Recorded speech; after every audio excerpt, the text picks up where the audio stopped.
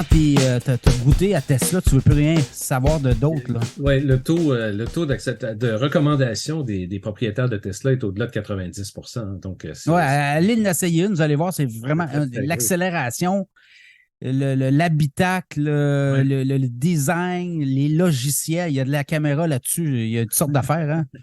Alors, écoute, pour l'investisseur, bien, écoute, c'est certain que ça représente quand même beaucoup de sous, comme on l'a mentionné.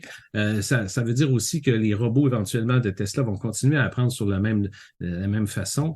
Ça veut dire que aussi que tous ceux qui ont des Tesla présentement et les prochains acheteurs, Tesla va se rendre peut-être à 1,8 million voitures vendues cette année, mais il y en a plusieurs millions déjà dans le marché, sur la planète.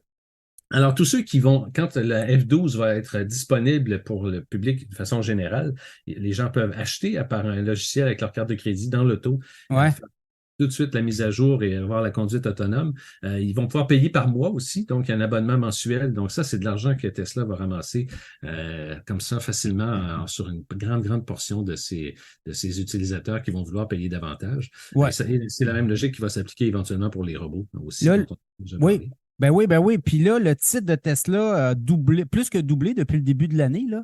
C'était à Exact, oui, 108, 109, il est rendu à 250, 250, 260. Là. Oui, alors non, c'est encore un titre intéressant à conserver puis à considérer dans son portefeuille, c'est certain, avec des revenus et des marges de profit aussi intéressantes, ce qui intéresse les analystes à Wall Street, là, les fameuses marges de profit.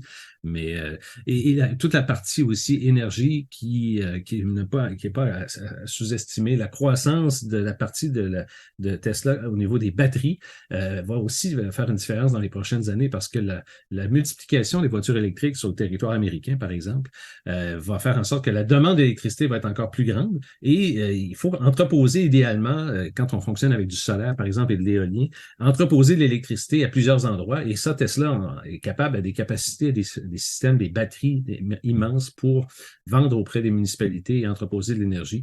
Alors ça, c'est une autre source de revenus potentiels qui va se développer dans les prochaines années. Question colle, s'il y a 10 ans, tu avais investi 100 dans Tesla. Aujourd'hui, ça vaut combien? Il y a 10 ans, écoute, ça vaut une fortune. 100 investi oui. il y a 10 ans vaut 2189.